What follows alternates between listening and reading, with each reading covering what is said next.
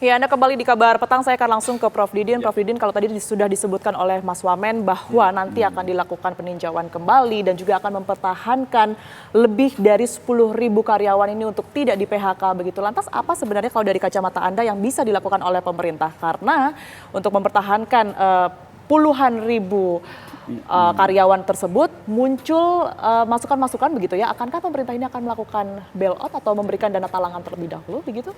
Baik ya. Jadi tadi kan pertama perannya kan enabling ya.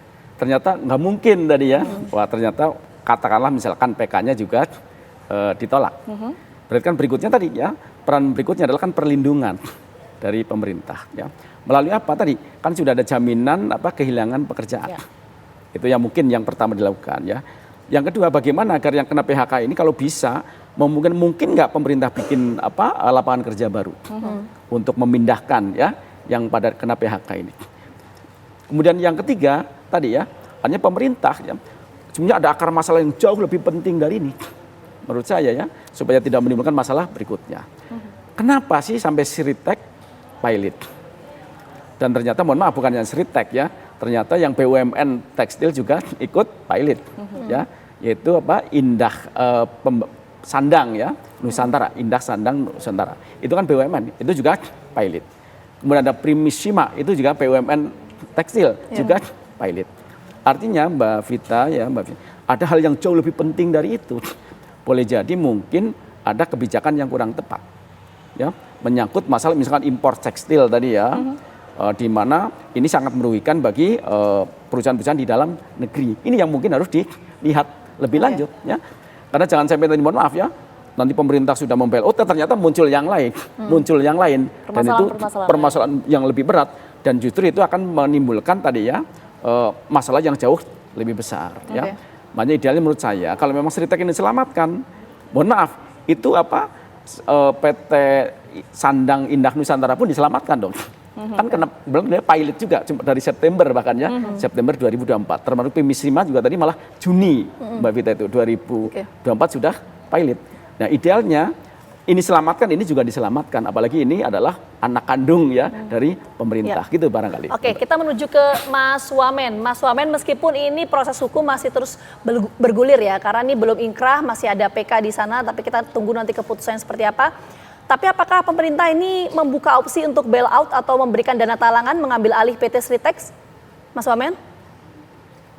Oke, kalau soal itu kan itu yang lebih pantas menjawab adalah Menko dan Pak Bu Menkyu ya.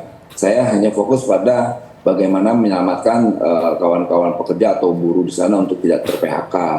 Dan siapkan beberapa program yang tadi saya sampaikan di awal. Soal skema ada bailout dan sebagainya atau dana talangan, itu bukan domain Kementerian Tenagakerja. Begitu Mbak. Oke, baik. Tapi menarik juga yang tadi sudah disinggung oleh Prof. Didin ya. Sebenarnya ada juga perusahaan lain yang harus diselamatkan begitu. Saya ingin tahu apa yang sebenarnya membuat pemerintah begitu fokus pada Sritek begitu, Bang Noel. Mengingat banyak juga yang perlu diselamatkan perusahaan-perusahaan lainnya selain PT Sritek. Ini memang menjadi problem tersendiri ya. Ini kita harus berani mengakui bahwa ini kan bukan Sritek aja, tapi banyak Sritek yang lain yang sebetulnya mengalami hal yang sama kayak di Sritek. Apalagi kemarin saya menemukan ada beberapa data ada sekitar 60 perusahaan tekstil yang akan melakukan PHK terhadap pekerjanya, dan ini juga kan kabar yang tidak baik yang kita hadapi. Problemnya di mana? Ternyata ada kebijakan yang menurut kawan-kawan pengusaha, kemudian kawan-kawan buruh, bahwa ada permen atau peraturan menteri perdagangan yang menurut mereka tidak ramah terhadap pengusaha tekstil dalam negeri. Karena salah satu poin itu di Permendak itu ya mereka terlalu ramah terhadap impor barang jadi, yang akhirnya ini merusak kompetisi tekstil di Indonesia. Belum lagi barang-barang ilegal yang masuk tanpa pencegahan yang membuat kawan-kawan pengusaha tekstil itu kelagapan.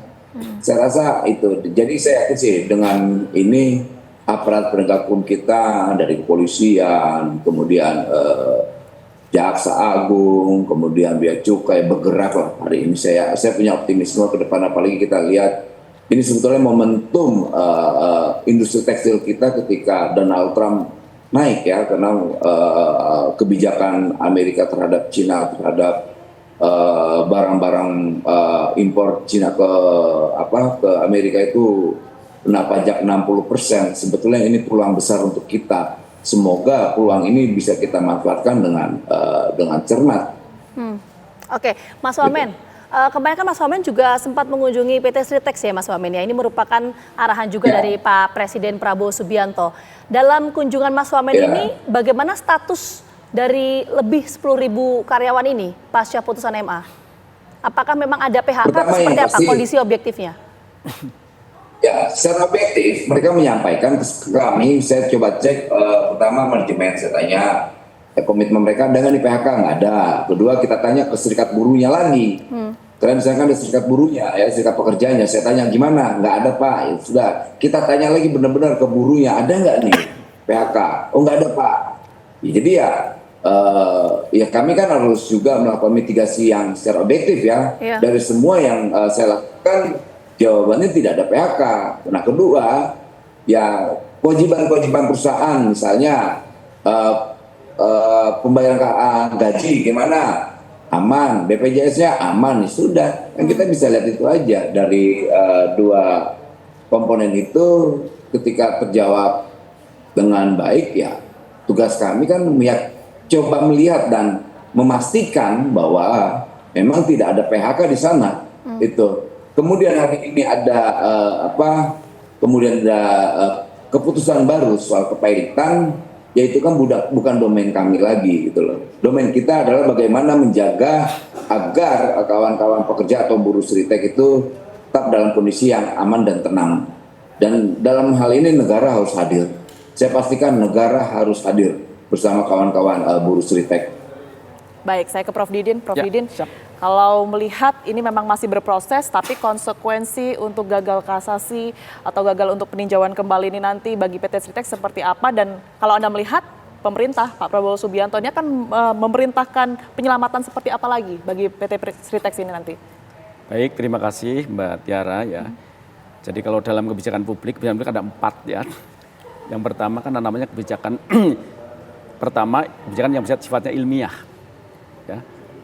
Apa alasan ilmiah? Kebijakan itu betul-betul dikaji betul secara ilmiah ya, melalui survei kalau sekarang lah ya, penelitian dan sebagainya.